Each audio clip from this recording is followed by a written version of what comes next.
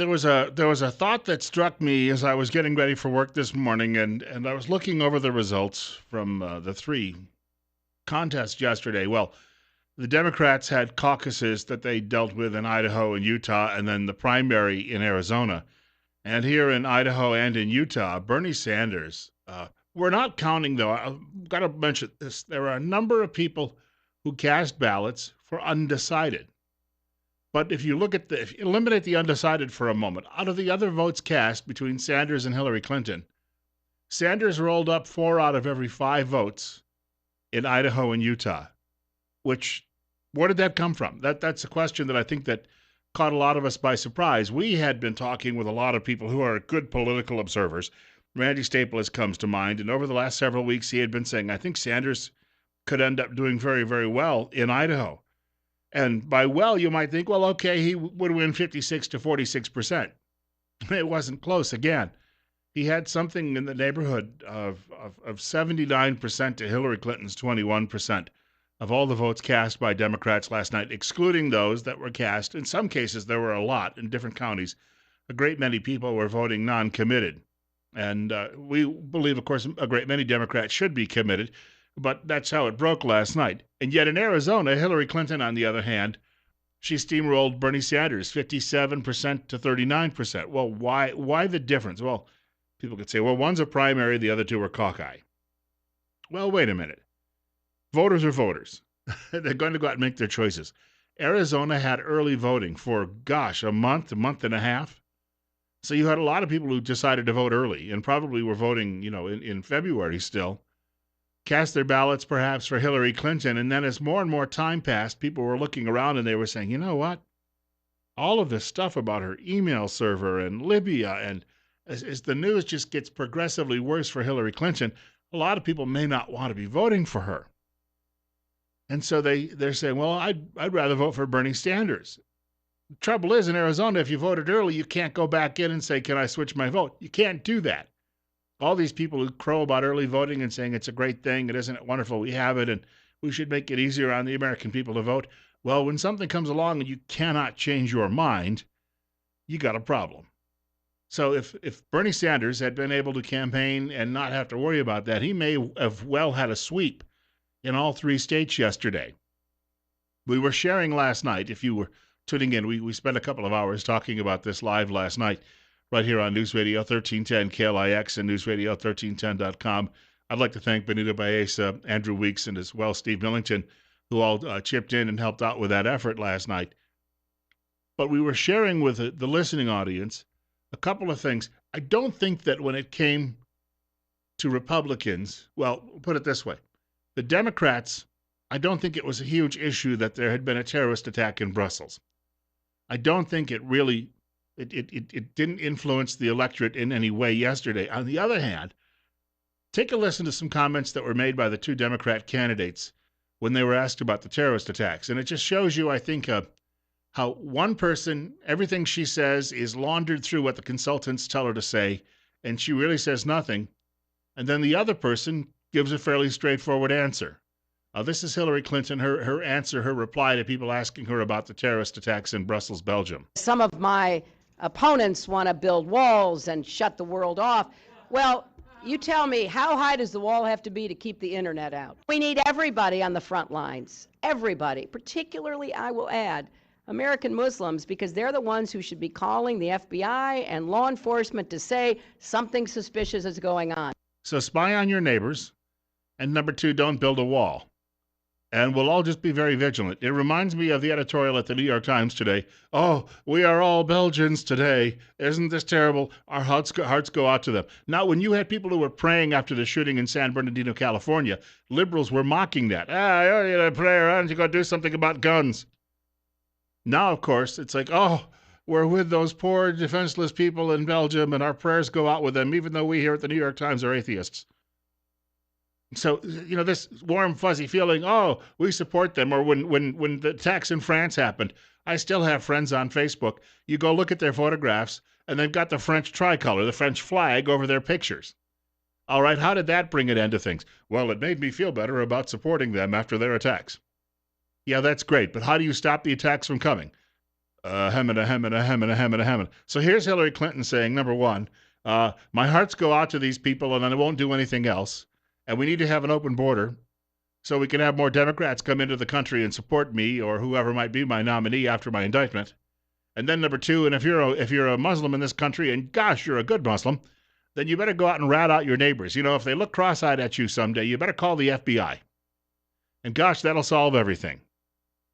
Then contrast that with what Bernie Sanders says. Bernie Sanders, who probably came out of even more so that old peacenik background from the 1960s, even more so than Hillary Clinton. Listen to what he said, and this is not laundered by the consultants. We need to forge a coalition of the Muslim countries in the region, including some that have not been as active as they should be, with the support of the United States and other major powers to finally destroy this barbaric organization. It is clear to me, and I think the entire civilized world, that ISIS must be destroyed. Now, he did not say that the United States will go in with an attack and send in troops and send in the Air Force and just smoke these people. That's not what he's saying. Ted Cruz is criticized for saying we should carpet bomb them. Well, that would take care of the problem really, really fast. But liberals don't like that. Sanders is walking a bit of a thin line. He does say that we need to go in and just smack these guys aside the head. That's a far cry from what Hillary Clinton is saying. He just doesn't make it clear if there's going to be a ground troop presence from the United States as well as air power from the U.S. But it sounds to me like he would be ready to go in with a coalition and fight this war. You're on the air with Bill Colley on Top Story on News Radio 1310 KLIX and newsradio1310.com. Go ahead. Morning, Bill. I think the only one way you can smack somebody upside the head is if you're right there. So that would have to have boots on the ground. But I want to know where all the Democrats, opportunistic people that they aren't standing up and screaming up and down for better bomb control. You got people out there getting bombs. How come they're not being background checked and everything else? And glove control, too, because, these guys were doing the Michael Jackson thing with just one glove so they could handle their detonators. Yeah, so, where's the double standard? This just shows that every time something happens, the only time the tool is blamed is when it's a gun. If it's a knife, a bat, a car, a bomb, it's the bomb, and the guy is crazy. But if the guy uses a gun is a psychopath, and the guy was just carrying it. And was treated poorly when he was a child. I thank you much for the input this morning. The telephone number, 736-0300. That's 736-0300, 35. Going to be a chilly, remainder of the week. With the weather itself looks like it will finally improve sometime about May 31st. So just sharing that with you quickly this morning as we come up on 8:15. I also want to point out in about 15 minutes we'll be joined by one of the medical professionals from the office of Dr. Jonathan Tripp right here in Twin Falls, Idaho. And we do remind you, if you have a comment or question, it does not have to necessarily be about the subject matter that one of the medical professionals is talking about in studio that day. Sometimes you may have something bordering on an emergency. Look, if you've got an emergency, go to the ER. Or call your own physician like ASAP. But these people can direct you. If you've got a milder, I won't call it even an emergency, but some milder question, but still important, feel free to share that with them while they're in studio. It doesn't cost you a dime. There's none of these payphones around anymore, right? It doesn't cost you a dime to make that call and get a little advice and be pointed in the right direction. And we remind you, Tripp Family Medicine is still looking for new patients. The office is located on Fillmore Street, directly across from the main post office in Twin Falls. And remember as well, life's too short not to feel good. So you've got this situation where I don't think that this had any impact whatsoever among Democrats, what happened in Belgium. I don't think it was even on their lips last night as they were cheering. And these were noisy crowds. I listened to some of the chants that came out of the Bernie Sanders people, overwhelmed Hillary Clinton's folks here in Twin Falls. By all appearances, that was pretty much the case in most parts of the state. Maybe Idaho Falls slightly went to Hillary by just a few votes, but for the most part, Sanders just rolled over her like a steamroller here in Idaho and in Utah. Over on the Republican side, and I think it's Michael Brown, a columnist at the New York Post, says today that the attacks yesterday really underscore, and this guy was never a Donald Trump supporter, didn't like him, but he said the attacks yesterday, what these have done is underscore what Trump has been saying and make him even more popular with people who are sick to death of this. So in Arizona, where the early polls said he had a big lead, and then that lead shrank, and then by yesterday morning, I saw a poll that had Ted Cruz within 4 points, and like they say, by margin of error, statistical dead heat, and yet Trump ended up winning by about 25 percentage points. Why? Well, he won the early voting, and then as people went out to vote yesterday in Arizona, they were hearing the news reports, what was going on in Belgium, and then they thought about what Trump has been saying about security, and it only padded his cushion in that state. We have another caller with us. You're up next. You're on the air on KLIX. Oh, my God. Democracy sounded a lot beautiful yesterday in the Magic Valley when you had all them young people yelling out. That was a sight to see. I believe you me. All the money that I donated to Bernie Sanders and all that, it's worth it. 4 more years, people. That's it. Yeah, there's a lot of wishful thinking out there, and I thank you for the call. And if you had a magic wand, think about all of the things you could do.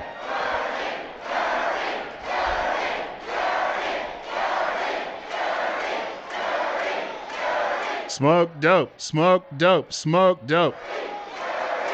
Smoke dope, smoke dope, smoke dope.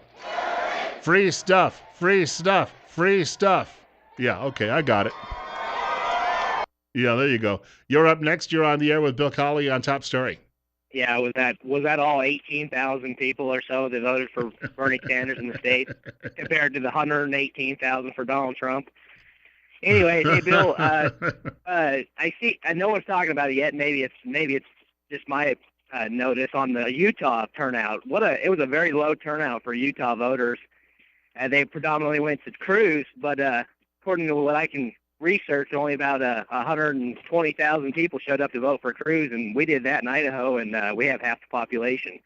Just an observation is all. Pretty good observation. I thank you. And to throw another thought in there too, as well, tangentially, I guess is the word I'd use, is that Cruz also won Wyoming, so he's got this pocket of states in the Mountain West that seem to really like him. But the turnout, you're right, the turnout factor was vastly different. But again, it's a caucus versus a primary. And I think a primary gives people a much better opportunity because when I voted, I just simply went after work. And if I had worked later in the day, I could go before work.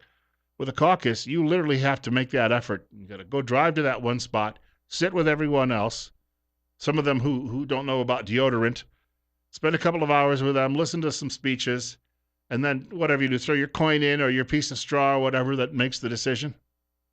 I just think the primary is a better approach. But then, as we've been told by the Republican National Committee, doesn't matter. And of course, at the Democrat Party, they've got the superdelegates, so it doesn't matter either. It's all really it's democracy as a show, but not as reality. We've got more on the way, including Trip Family Medicine in about 15 minutes. We got a mention of Ted Cruz a couple of minutes ago, and yes, he won in Utah, but his magic number is long gone. And, that's unfortunately, if you're a Cruz supporter, and I was one of those people voting for him a couple of weeks ago, there's not much left at this point. Trump's going to pick up California, winner take all, and grab his home state of New York. You're looking at a couple of hundred delegates there that'll just, be tossed into his camp, if not more. This is the thing. Driving in this morning, I hear Jeb Bush has endorsed Ted Cruz. Well, why didn't you wait until Halloween? And Marco Rubio is going to wait until Thanksgiving.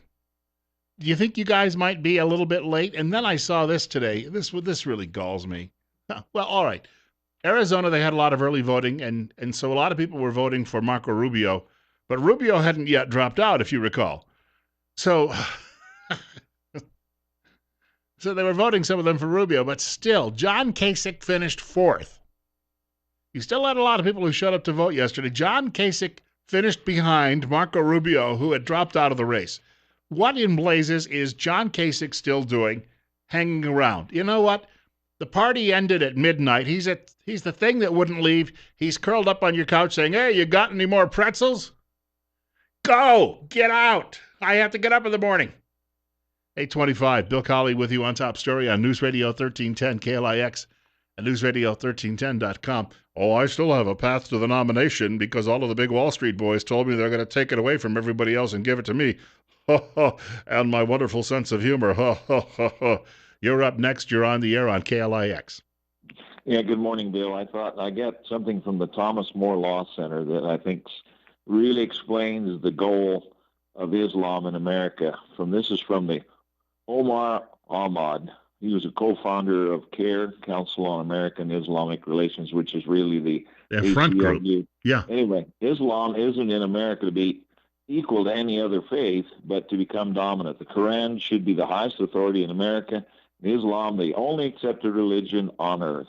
And so they're going to use jihad or population jihad, and they quote down here, "We will conquer Europe," meaning Islam and Muslims. "We will conquer America." Folks, we got to wake up. And, how many more killings does it take? I mean, these come pretty close with the 3 injured Utah missionaries. That could have easily been somebody locally here that was involved in that. So it's just a matter of the money and, what Ted Cruz is suggesting and what Trump has said. We need to investigate these mosques, these training centers. We know they're going on, and they just let it happen until we have a major disaster right here in our local community. So we better stop them while we can. Stop all Muslim immigration at this point in time, because we can't vet them. We don't know who they are. And 25% of them that are already here said that they will support terrorist jihad. That's a big number, folks. So we better wake up. Hey, thank you. In the next hour, I'm going to share with you, speaking of vetting, there is a story in the Daily Caller this morning that would tell you that vetting is useless. I want to share that in the next hour. You know how that works? Well, we vet them for 2 years. What are you people complaining about? Sure. The first month they walk up and they say, "Are you a terrorist?" "No, I am not a terrorist, infidel." Then they go back month 2. "Just checking, are you a terrorist?" "No, I told you last month, infidel, I am not a terrorist." Month 3. "Are you a terrorist yet?" "No, I am not a terrorist, infidel." Month 4. "Are you a terrorist?" "No, as I've told you many times before, I am a good man, you infidel." And this goes on. So after, 23 months, they just say, all right, well, he says he's not, we'll let him in. I'll share a little bit of that in the next hour of the program with you, because the statistics of the number of people who are willing to be suicide bombers who have entered Europe alone in the last few months during the so-called refugee crisis, the migrants really who've been coming in. Over the weekend, I read that the big issue of this election is illegal immigration. But there's a corollary here, and that is that it's immigration altogether. It's who's coming here.